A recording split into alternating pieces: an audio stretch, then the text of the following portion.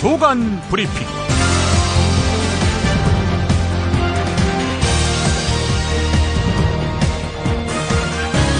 2015년 11월 16일 월요일입니다. 중앙일보 오피니언란을 보면은 도심 폭력 시위는 절대로 용납할 수 없다, 이런 제목의 사설이 실려 있습니다.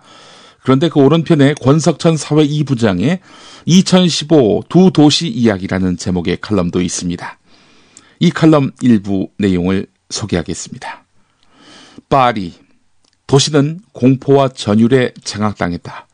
극장 앞엔 희생자의 주검이 하얀 천에 덮여있다. 보도 위 신발들이 돌아오지 않는 주인을 기다리고 있다. 생존자들은 부둥켜 안고 서로를 확인한다. 축구 경기장의 관중은 스타디움 잔디밭에 우두커니 서 있다. 자유, 평등, 박애, 3색의 국기는 불안하게 펄럭이고 있다. 서울, 도시는 깃발과 차벽에 점령당했다.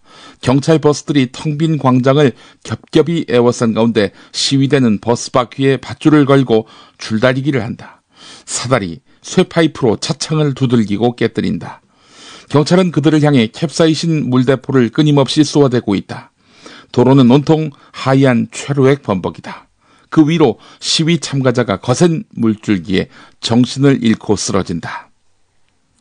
다시 파리, 아일란 쿠르디란 이름의 시리아 난민 어린이 시신이 터키 해안에서 발견됐던 게 불과 2달 전이었다. 빨간 티셔츠를 입고 웅크린 채 숨진 3살의 꼬마의 조그만 몸이 휴머니즘의 불씨를 되살렸다. 이번 테러의 탄착점은 정확했다. 그 작은 불씨를 꺼뜨리려는 것이다. 누군가로부터 이런 이야기를 들은 적이 있다. 죽느냐 사느냐. 패닉에 빠지면 포유류의 뇌는 파충류의 뇌로 변하고 만다. 다시 서울, 집회의 자유를 차벽으로 봉쇄하는 건 위헌이라는 헌법재판소 결정은 시인 김광균의 표현처럼 망명정부의 집회가 돼 거리를 굴러다니고 있다. 과격 시위에 물대포를 사용하는 것이 불법은 아닐 것이다. 하지만 쓰러진 시위 참가자를 조준해서 계속 물대포를 쏘는 건, 그를 구조하려는 참가자들에게 물대포를 직사하는 건 정당한 법 집행이 아니다. 단순히 현장 경찰관이나 간부 한두 명의 잘못일까? 강경진압만이 진실한 대응이라는 믿음이 정부의 정신세계를 지배하기 때문 아닐까? 파리 그리고 서울 두 도시는 묻고 있다. 역사는 과연 진보하는가?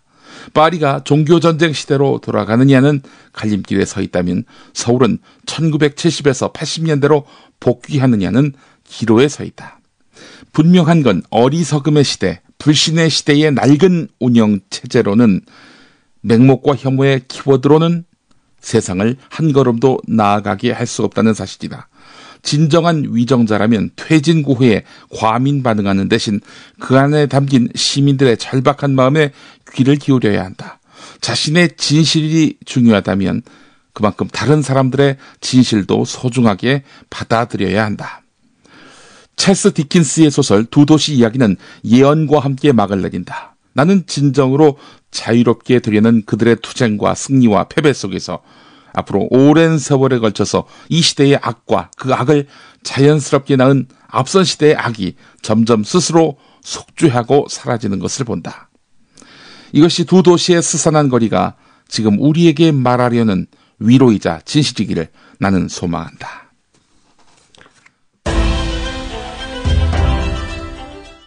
안녕하세요. 참여연대 사무처장 이태호입니다. 국정원 대선 개입 사건, 윤일병 사망 사건의 진실은 공익제보로 인해 세상에 알려졌습니다.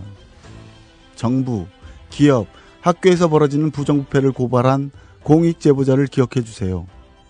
참여연대는 공익제보자의 용기를 기억하고자 매년 의인상을 수여하고 있습니다. 2015년 의인상 후보를 추천해주세요. 후보 추천은 11월 22일까지입니다. 자세한 내용은 참여연대 홈페이지에서 안내합니다. 반드시 알아야 할 뉴스 짚어보겠습니다.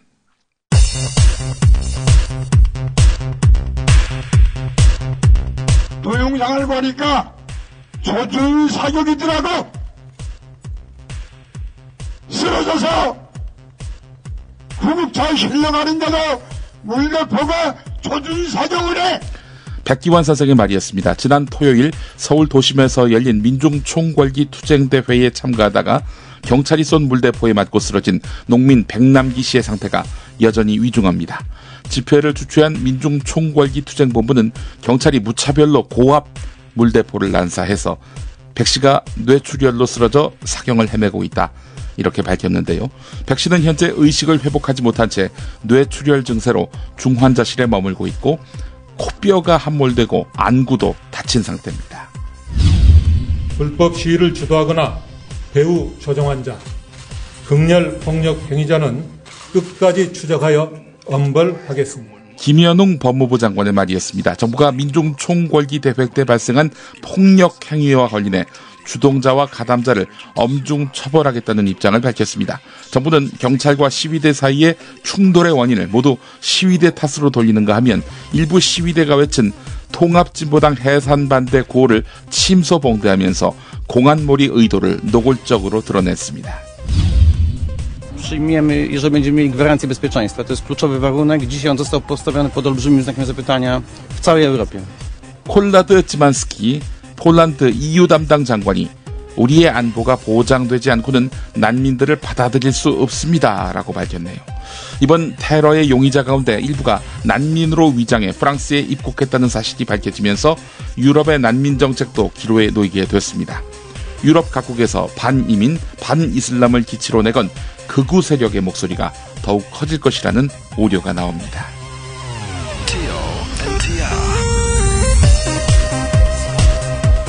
김용민의 조간 브리핑은 이담채 김치, 컴백홈 대리운전, 전창걸의 새싹 땅콩차, 코골이 119, 좋은 사람과 플라워, 대한공경매사협회, 연지연 곰탕이 함께합니다.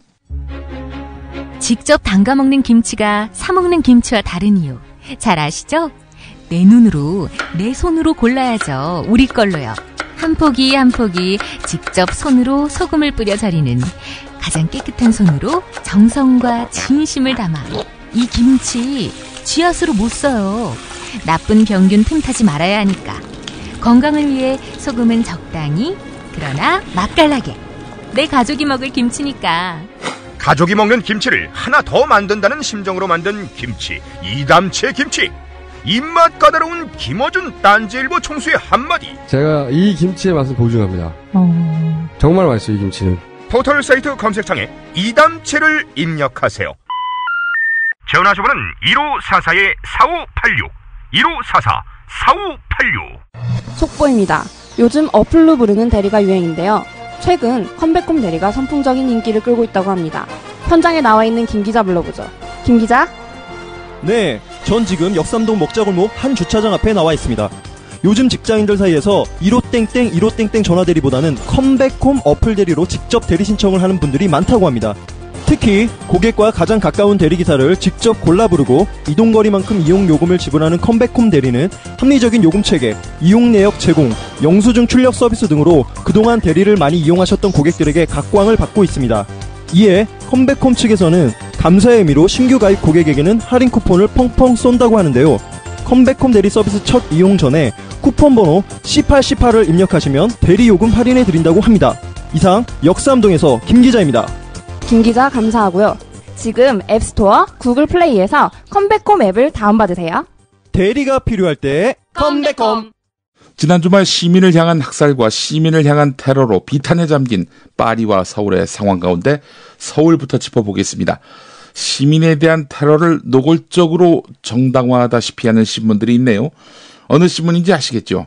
바로 조선일보와 동아일보입니다. 제목만 읽어드리겠습니다. 조선일보, 대한민국 심장부 무법천지 7시간, 불법 폭력 시위 한켠에서는 술판, 야당은 이 와중에 경찰이 과잉 진압 책임 묻겠다라고 발언, 쇠파이프 횃불, 경찰버스 폭파 시도, 공권력을 조롱하다. 여기까지가 기사고요. 조선 칼럼, 토요일 광화문 유린한 천민민주주의. 천민자본주의란 말은 들어봤는데 천민민주주의는 처음 듣습니다.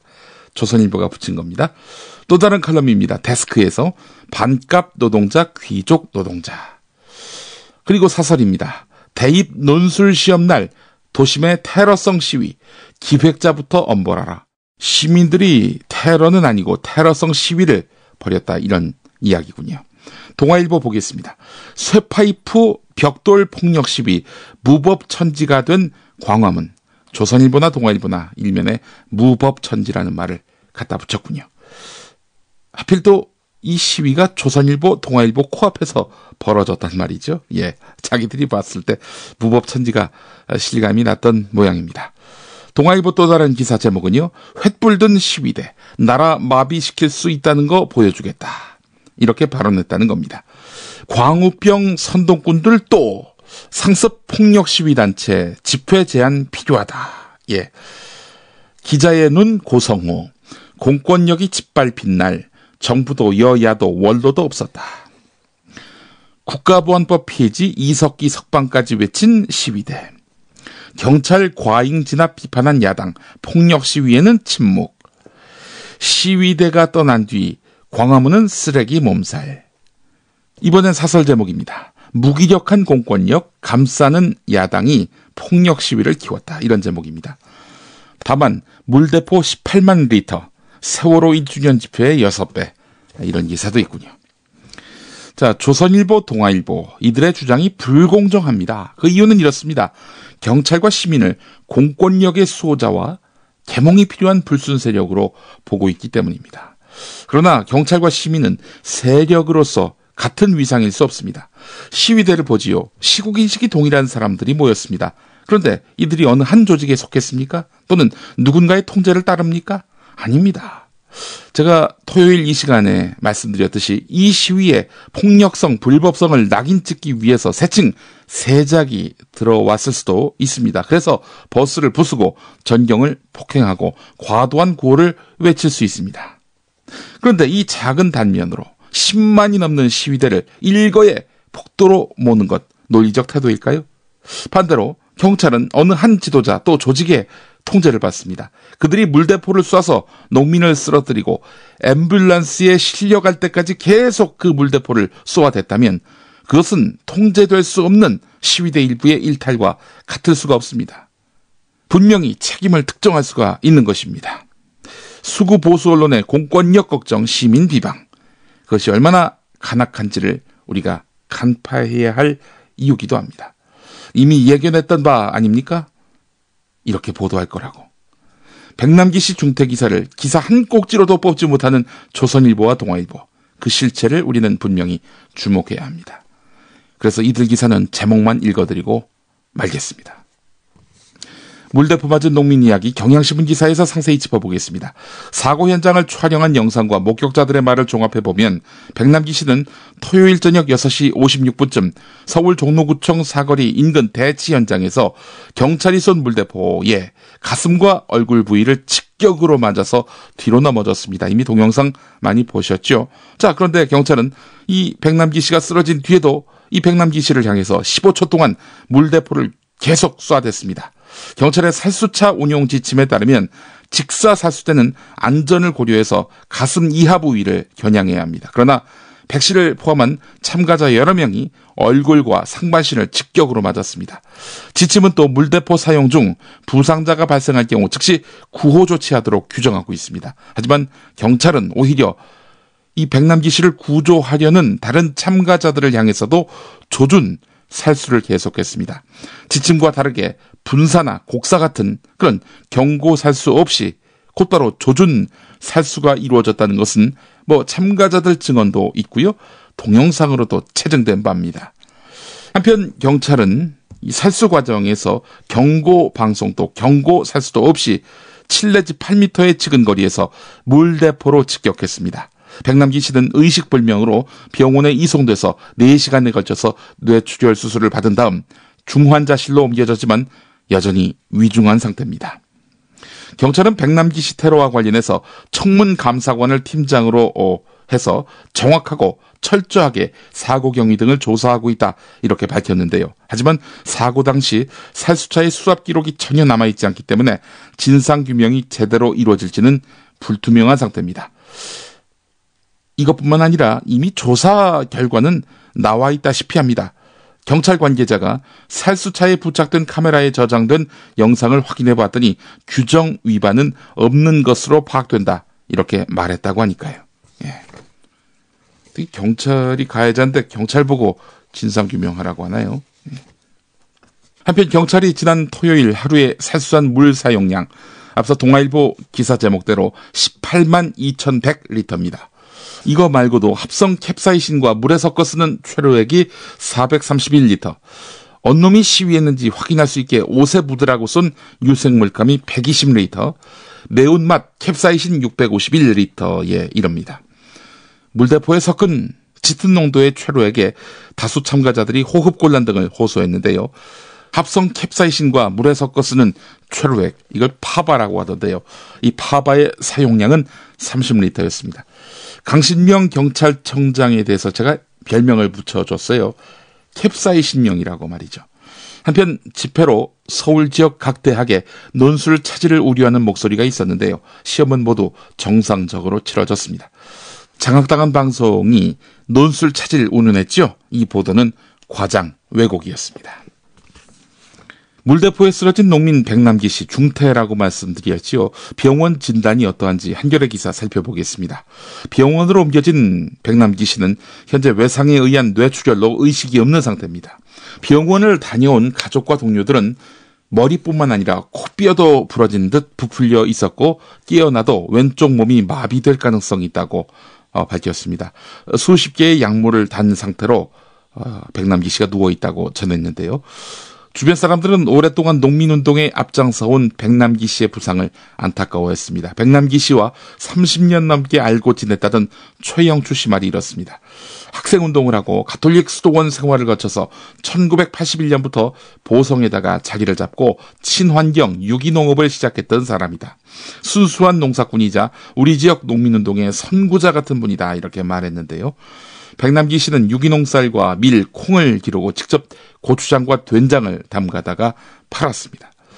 동료들은 백남기 씨가 그날도 경제 논리에 밀려나는 우리 쌀을 지키기 위해서 서울로 나왔다 이렇게 말했다고 하는데, 보건의료단체 연합은 백남기 씨를 포함해서 집회에서 뇌진탕 등으로 단기 기억상실, 골절, 홍채출혈 등 중상을 입은 참가자 가운데 우리가 확인한 수만 15명에 이른다라고 밝혔는데요. 현재 경찰의 물대포 등을 맞고 부상당하거나 병원으로 이송된 집회 참가자는 29명에 이른다고 합니다. IS 테러보다 양상이 더 심각한 것이요. 국민에게 봉사해야 할 권력이 국민을 공격했다는 점입니다. 이런 가운데 정부, 즉 법무부는 정부 과천청사에서 긴급 기자회견을 열어서 도심 불법, 폭력, 집단행동 관련 담화문을 발표했습니다. 김현웅 장관은 대한민국의 적화를 바라던 구통합진보당의 해산에 반대하는 주장이 나왔고 자유대한민국을 전복시키려 했던 주범인 이석기를 석방하라는 구호까지 등장했다. 법질서와 공권력에 대한 중대한 도전이며 결코 용납될 수 없는 행동이다 이렇게 주장을 했는데요. 이에 대해서 박성식 민주노총 대변인은 집회 참가자들조차 그런 구호가 있었는지 모를 정도로 확인이 안 된다. 일부 보수 언론이 이를 민중총궐기 참석자 전체의 입장인 양 확대 보도했고 정부가 이를 앵무새처럼 되풀이하고 있다라고 지적했습니다. 정부는 시위대에 대한 손해배상 청구 방침도 밝혔는데요. 하지만 정부는 경찰의 진압으로 부상당한 시민들에 대한 언급은 전혀 하지 않았습니다. 한편 한겨레는 정부 담화가 예정에 없이 갑작스럽게 진행된 것을 두고 청와대 지시에 따른 것이 아니냐 이런 말이 나오기까지 했다라고 전했습니다. 이 문제 한겨레 사설로 정리하겠습니다. 경찰은 시위대보다 과격했다. 경찰 버스가 여러 대 파손되는 등 집회도 다소 과열됐다지만 경찰의 진압 행태는 지난 몇 년간과 비교하기 힘들 정도로 과했다. 헌법과 법률, 자체 지침까지 무시했으니 폭력적이기까지 하다. 무차별 물대포 공격부터 범죄적 행위다. 경찰은 살수차 운용 지침에서 정해둔 경고방송이나 예비적 분사도 없이 바로 거리의 시민들에게 대포 같은 직사 물줄기를 쏘았다. 시위 행렬에서 적극적인 공격이 없었는데도 그랬으니 집회 시위 관리의 법적 기준을 어긴 것이다. 직사 살수 때는 가슴 이하의 부위를 겨냥한다는 안전 지침과 정반대로 가까운 거리에서 바로 얼굴을 겨냥했다. 부상자가 발생하면 즉시 구호 조처를 한다는 지침도 있었지만 실제로는 물대포로 구호 활동을 방해했다. 죽거나 크게 다쳐도 상관없다는 미필적 고의가 있었다고 볼 수밖에 없다. 이 정도 폭력이라면 현장 책임자와 세수차 작동자 등을 엄히 처벌해야 한다. 경찰 차벽도 헌법과 법률이 정한 바를 벗어났다. 경찰은 집회가 열리기 몇 시간 전부터 서울 시내 곳곳에 몇 겹의 광범위한 차벽을 설치했다. 헌법재판소는 2011년 경찰 차벽이 위헌이라고 결정하면서 차벽은 급박하고 명백하며 중대한 위험이 있는 경우에 한해 비로소 취할 수 있는 거의 마지막 수단이라고 밝혔다. 유엔 자유권위원회가 최근 지적한 대로 차벽으로 시위대를 격리한다는 발상 자체가 집회의 자유에 대한 심각한 제한이기도 하다. 경찰의 선제적 차벽 설치는 그런 의미에서 명백한 위헌이다. 그런데도 공안당국은 부끄러워하지 않는다. 도리어 집회 주동자들을 전원 사법 처리하고 손해배상까지 청구하겠다면서 공안몰이에 나설 태세다. 국민 분노가 더 커지면 대체 무엇으로 막겠다는 건지 묻지 않을 수 없다. 네. 뉴스의 재구성 듣고 오겠습니다.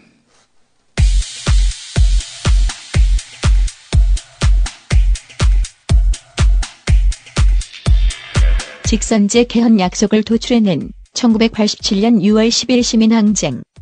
당시 전두환 정권은 어떤 입장이었나, 또 장악당한 공영방송은 어떻게 보도했나, 지금부터 당시 MBC 뉴스데스크 보도를 인용해보겠습니다.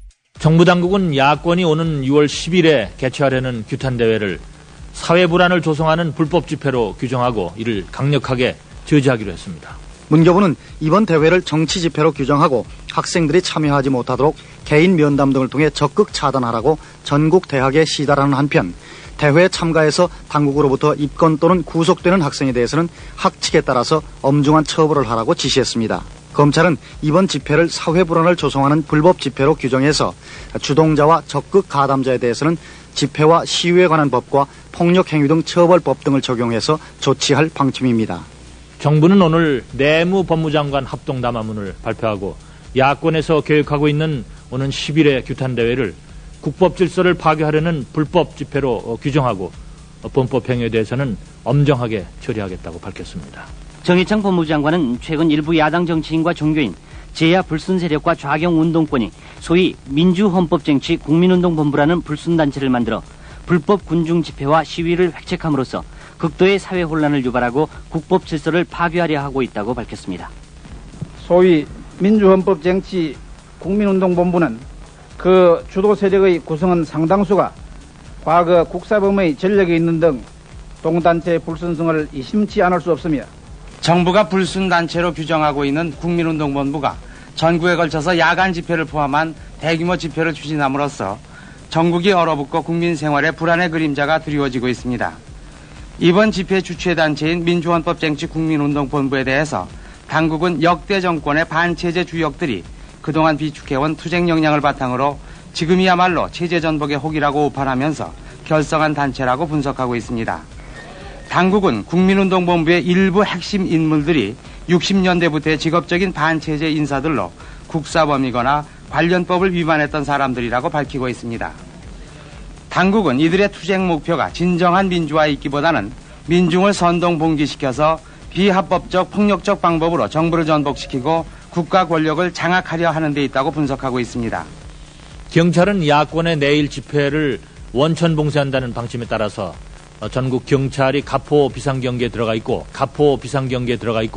검찰도 내일 시위를 주동하거나 적극적으로 가담한 사람에 대해서는 구속을 원칙으로 엄하게 다스린다는 방침을 세웠습니다. 권복경 치안본부장은 전국에 걸친 6월 10일 불법 집회는 치안 질서를 교란시키고 국법 질서를 파괴하여 극도 사회 분화를 조성함으로써 결국 국민의 불평과 지장을 초래할 것이 분명합니다. 국법 수호와 치안 질서 유지의 임무를 맡고 있는 우리 경찰로서는 이 같은 불순 집회가 야기할 사회 혼란 책동과 국민 생활의 안정 침해를 그대로 방치할 수는 없는 것입니다. 의뢰 그랬듯이 곳곳에서 시위가 벌어지고 상가가 철시되고 뭔가 어수선한 분위기 속에서 오늘 시민들은 또 몹시 불안해하면서 큰 불편을 겪어야만 했습니다. 서울 시내 중심가 곳곳에서 벌어진 시위로 시민들은 또다시 불편을 겪어야 했습니다. 저 자신도 지금 걸어오면서 계속 눈물을 흘리고 왔는데요.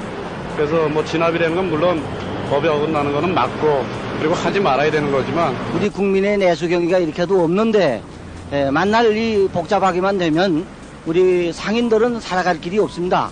치안당국은 어제 있었던 야권의 집회는 폭력성을 드러낸 법질서 유린 행위였다고 지적하고 앞으로도 법질서 파괴 행위는 어떤 일이 있더라도 단호하게 대처하겠다고 밝혔습니다.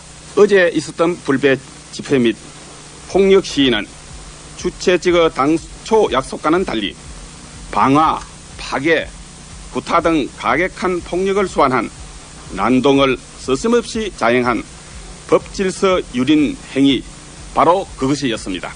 KBS 보도도 그러했어요.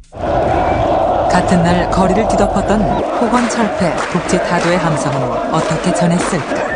호헌철폐 집회가 열렸고 곳곳에서 산발적인 시위도 있었습니다. 과격한 구호를 외치는 등 격렬한 시위를 벌였으며 100여 명이 점거하고 학생 시민들의 직선제 개헌 요구는 과격한 구호와 격렬한 시위로 규정됐다. 명동 근처로 몰렸습니다. 오늘 민주화 실천대회에서 서울대 민미투 재연후의 소집 투쟁위원장인 공법학과 4학년 황희석 군은 극소수의 발언을 6월 항쟁의 본질인 것처럼 여론을 호도했다. 반동 부르주아 개량주의자들을 쓸어내기 위해 민중혁명을 일으켜 모든 국가기관을 불살라버리자고 선동했습니다. 이번 11월 14일 민중총궐기 대회와 별다르지 않지요? 박근혜 정권과 전두환 정권이 별다르지 않고 당시 공영방송과 지금의 공영방송 또한 논란만큼 일치됩니다. 당시 시민들 어떻게 했냐고요? 이런 엄포와 모략에도 굴하지 않고 열심히 싸웠어요. 그리고 승리했어요.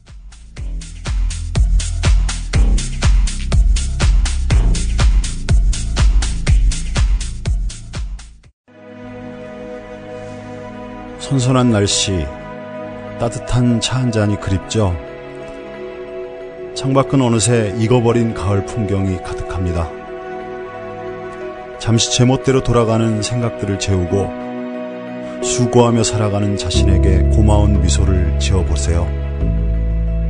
마음에 무엇을 담을 것인지, 몸에 무엇을 담을 것인지 여전히 늘 당신이 선택할 수 있습니다. 국내 농가의 깨끗한 수경 재배로 새싹을 만들어 식품 공장에서 오랜 시간 증수 건조시켜 만들어지는 새싹 땅콩차. 당신의 잠시 휴식이 되고 싶습니다.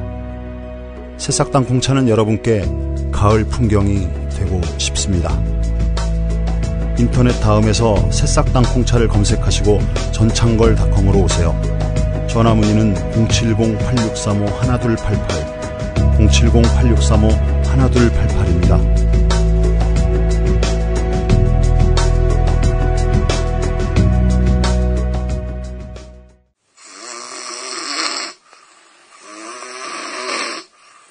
큰일 났네요. 큰일 났어요. 다른 사람에게 폐 끼치는 건 둘째치고 본인의 수면 건강이 무엇보다 걱정됩니다. 한 방을 써야 하는 부부와 연인, 군입대나 기숙사 입사를 앞둔 청년, 코수술, 비싼 양압기 구입, 이젠 안 하셔도 됩니다. 간편하고도 반영구적인 코골이 방지기구 24,000원이면 됩니다. 심한 코골이와 수면 무호흡 걱정 마세요. 99%의 감소 효과를 보장합니다. 검색창에 코골이 119, 코골이 119를 입력하세요. 김용민이 전해드리는 조간 브리핑. 이른 아침 조간신문 핵심 기사를 훑어보는 시간, 김용민의 조간 브리핑. 월요일부터 토요일까지 매일 오전 7시대에 업데이트됩니다. 뉴스뿐 아니라 그 안에 숨은 맥락도 짚어드립니다. 네, 파리 동시다발 테러 관련한 소식입니다. 15초마다 총성이 들렸다. 우리를 향해 무차별적으로 소총을 쏘았다. 휴대전화가 울리거나 도망가려고 움직이는 사람들이 있으면 닥치는 대로 죽였다. 프랑스 파리 바타클란 극장에서 벌어진 끔찍한 테러에서 살아남은 사람들의 증언입니다. 극단주의 무장단체 이슬람 국가, 즉 IS 테러범들은 밤부터 다음날 새벽까지 파리에 있는 공연장과 축구 경기장, 식당 등 총 6곳에서 마치 사륙하듯 무고한 시민들에게 방아쇠를 당겼고 폭탄을 터뜨렸다. 가장 큰 피해가 발생한 곳은 바타클랑 극장이었다. 1500석이 모두 매진된 이곳에서는 미국의 락밴드 이글스 오브 데스메탈 공연이 열리고 있었다. 파리 검찰청 프랑스와 몰렌 검사는 지금까지 129명이 사망하고 352명이 다쳤다. 이렇게 밝혔습니다. 부상자 99명이 중상이라서 사망자는 늘어날 수도 있다고 하는군요. 그간 여러 이유로 IS에 대한 군사적 행동에 소극적이던 미국이 결국 격퇴에 나설 채비라고 조선일보가 보도했습니다. 버락 오바마 미국 대통령이 G20 회의에서 터키 대통령과 만난 다음 파리, 지난달 자살폭탄 테러가 발생한 터키 앙카라, 이렇게 지구촌 곳곳에서 사람들에게 고통을 끼친 IS를 제거하고 시리아에게 평화를 가져오기 위한 노력을 배가시키겠다 이렇게 말했는데요. 이번 G20 회의를 계기로 해서 다국적군의 격퇴 작전이 앞으로 더 공세적으로 전개될 것이라는 전망이 나오고 있는데요. 이와 관련해서 버락 오바마 미국 대통령과 블라디미르 푸틴 러시아 대통령 사이에 어떤 얘기가 오갈지 그 이목이 쏠리고 있습니다. 격퇴전을 주도해온 미국이 자기 나라의 지상군 불개입 원칙을 그동안 견지해 왔는데 이걸 거둬들일지도 관심사입니다. 자, 하지만 민주당 대선 주자 TV 토론에 나선 버니 샌더스 연방 상원 의원은 이슬람 국가들이 자신들의 지상군을 투입해서 IS를 물리쳐야 한다면서 미국의 중동 개입 확대를 반대했는데요. 힐러리 클린턴 전 국무장관도 미국인의 전쟁이 돼서는 안 된다면서 지상군 파견보다는 지원 쪽을 언급했습니다. 임기 말 오바마가 전쟁을 추진하기에는 상당히 부담이 있어 보입니다. 올해 1월에 시사만평 주간지 테러에서 보듯 프랑스는 이슬람 극단주의 세력의 집중적인 표적이 되어 왔습니다. 이렇게 표적이 된 때에는 프랑스가 이슬람 극단주의 격퇴 작전에 적극 참여하고 있다는 점과 함께 유럽 여러 나라들 중에서 무슬림 인구 비중이 가장 높고 무슬림들이 소외되면서 느끼는 절망감이 젊은이들을 이슬람 극단주의로 기울게 하는 사회적 토양을 마련한 것으로 보이는데요. 예, 이렇게 무슬림을 소외할 때가 언제였습니까? 보수 정권이 들어섰을 때 아닙니까? 예. 영국의 제인스 테러리즘 센터 소장인 매슈 헨먼 씨는요, AFP 통신에다가 이렇게 말했습니다.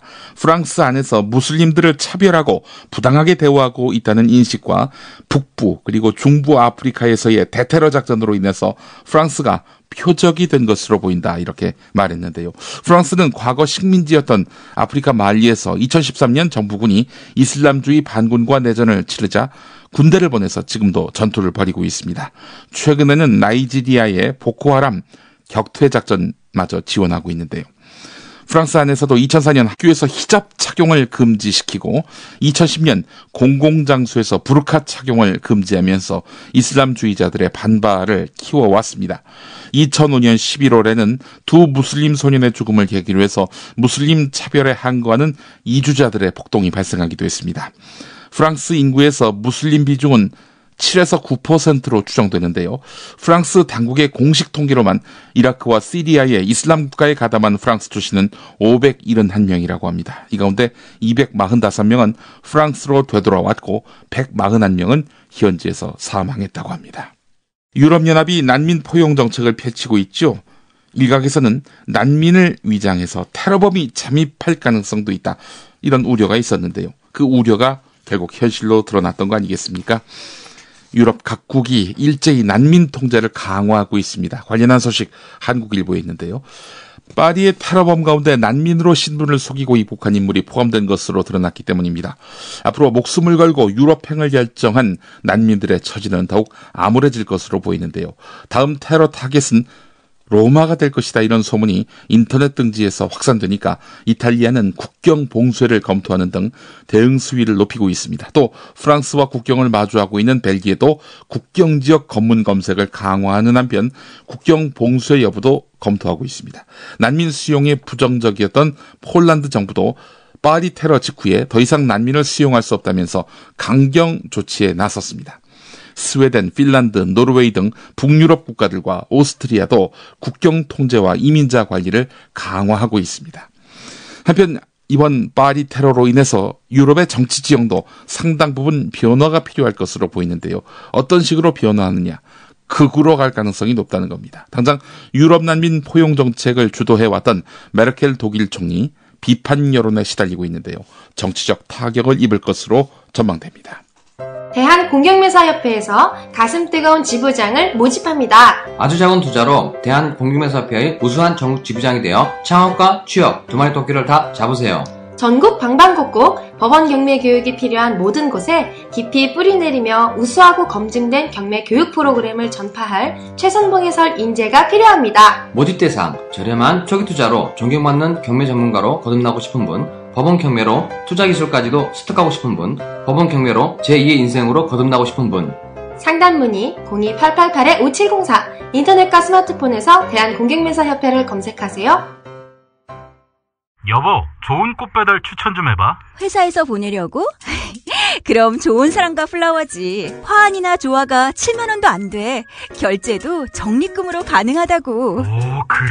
근데 화환이나 조화 말고 이벤트를 위한 건데. 그거 역시 좋은 사람과 플라워. 꽃하고 케이크하고 샴페인하고 다 해서 10만 원도 안 된다고. 가격도 중요하지만 빨리 배달해야 돼.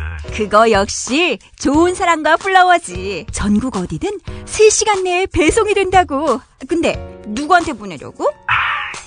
누구긴 누구야. 좋은 사람. 바로 당신한테 보내는 플라워지.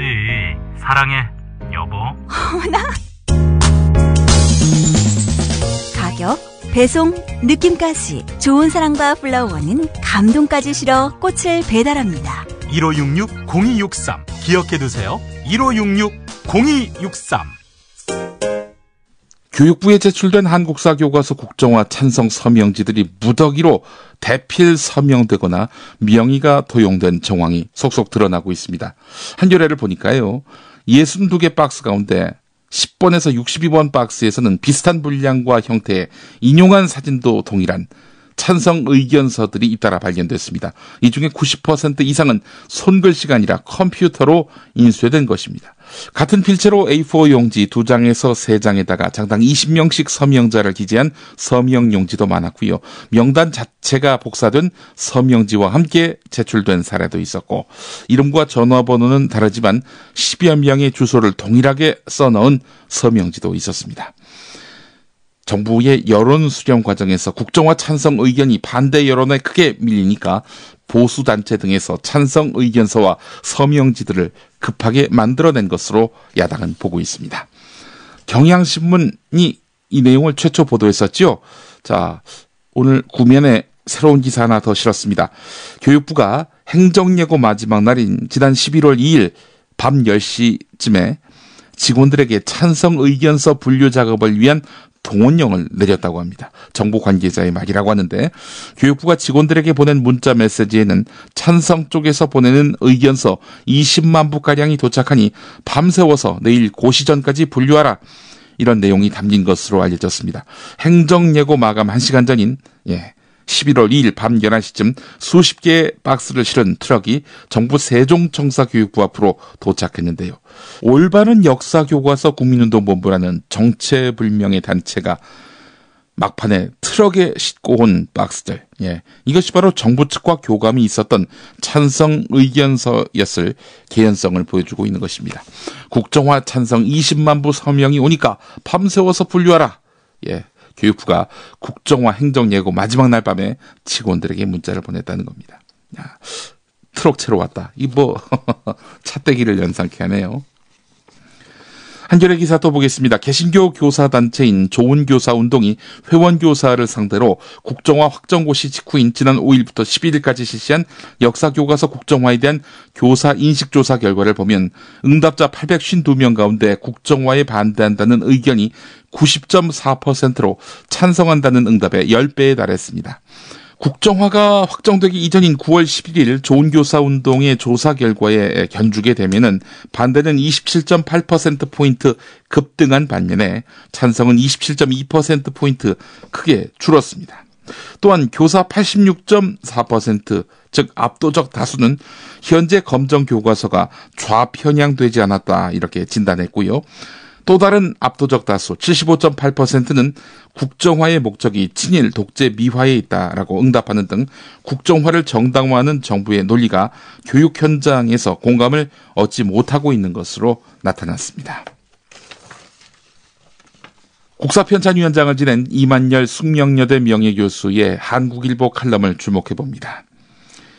국사교과서 국정화 방침이 논란이 되는 동안 대한민국 수립의 시기 문제가 대두됐고 헌법 전문이 주목받게 됐다. 1987년 10월에 개정된 현행 헌법은 대한민국의 건립을 두고 유구한 역사와 전통에 빛나는 우리 대한국민은 3.1운동으로 건립된 대한민국 임시정부의 법통을 계승한다고 명기했는데요.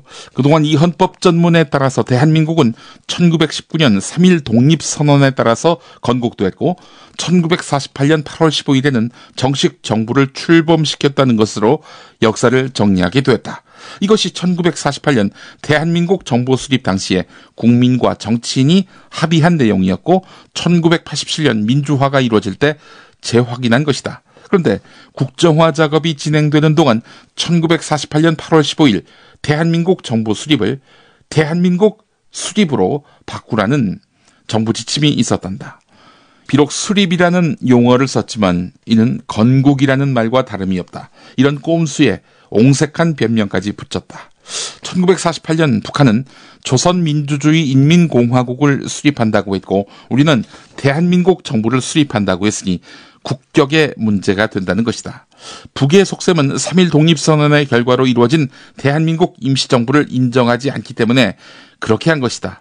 그렇다고 30년 전에 건국한 대한민국이 북한을 의식해서 30년 후인 1948년에 수립된 것으로 조정해야만 국격이 높아진다고 하는 것은 무지의 소치요 자기 비하일 뿐이다.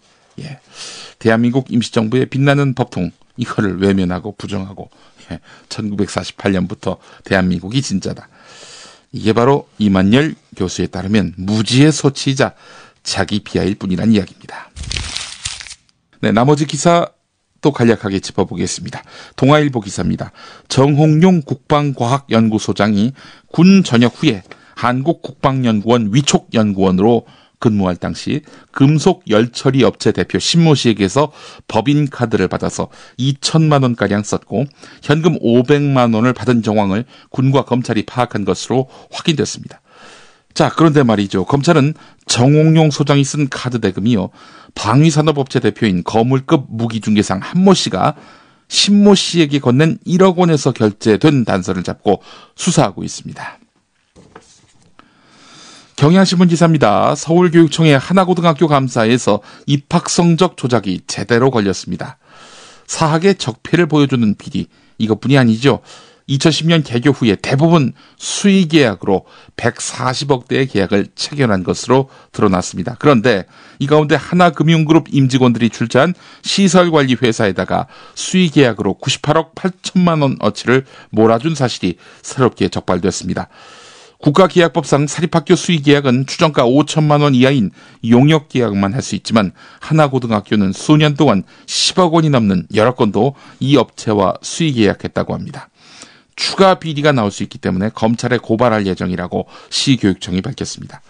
또한 교사 신규 채용 때에는 공개 채용을 하지 않고 이 학교에 1년에서 3년 동안 근무한 기간제 교사 가운데 10명을 근무 평점과 면접만으로 정교사로 전환시킨 사실이 밝혀졌습니다.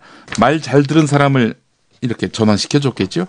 이명박 정부 시기인 2011년에 발생한 청와대 고위인사 아들의 학교폭력 사건, 이건 대충 덮었습니다. 이 고위인사가 누구냐? 경향신문 기사에는 익명으로 처리됐지만 다 아시는 대로 이동관 씨입니다. 거리의 사제 함세용. 정당한 민주공동체가 형성되기 위해서는 역사 정의가 이룩되어야 됩니다.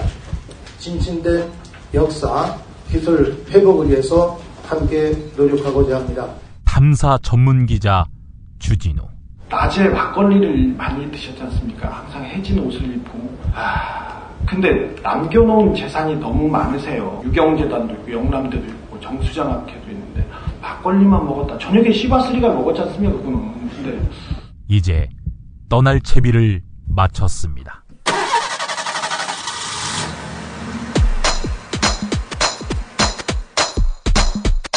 역사와 정의의 가치가 뿌리채 흔들리며 위태롭게 저물어가는 광복 70년. 두 남자의 토크 콘서트를 만나실 때입니다.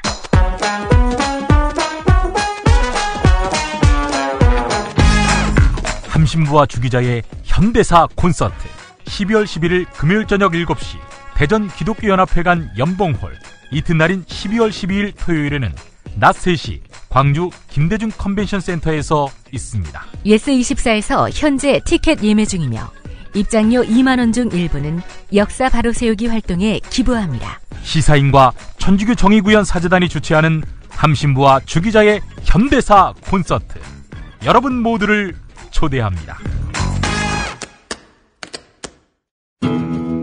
이번 세월호 사고는 우는 자들과 함께 울라는 성경 말씀처럼 세월호 유족을 위로한다며 한 말이죠. 그러나 바울이 했던 이 말의 본질은 소통의 능력을 키우라는 것이었습니다. 세월호 유족의 진상규명 요구를 무시하며 모른 척하는 박근혜 대통령은 그런 의미에서 우는 자와 함께 울라는 말 하기보다는 들어야 할 사람 아닙니까? 김용민의 새 책 살찐 로마서 고쳐읽기 12장에 나오는 내용이었습니다. 예스24, 알라딘, 교보문고, 인터파크 등 주요 인터넷 서점에서 만나보세요. 김용민의 신간 살찐 로마서 고쳐읽기.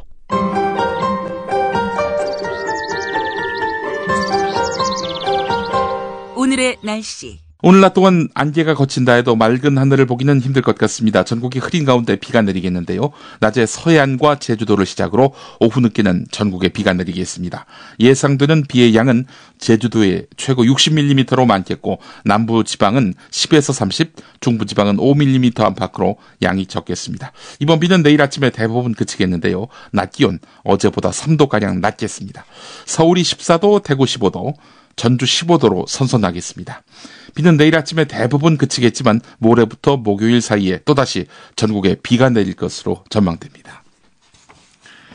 독일 피아니스트 다비데 마르텔로 씨가 파리 테러에서 가장 많은 희생자가 나온 바타클랑 콘서트홀 건물 앞에서 자신의 그랜드 피아노를 독일로부터 가져와서 존 레논의 이메이진을 연주했습니다. 국가와 종교가 없는 평화로운 세상을 상상해보라는 그런 내용을 담고 있는데요. 이 노래가요. 시민에게 물대포를 직사해서 사경을 헤매게 만드는 나쁜 정부, 또 나쁜 공권력이 없다면 어떨까? 이 음악 음미하시면서 함께 상상해 보셨으면 합니다. 저는 저녁에 뵙겠습니다.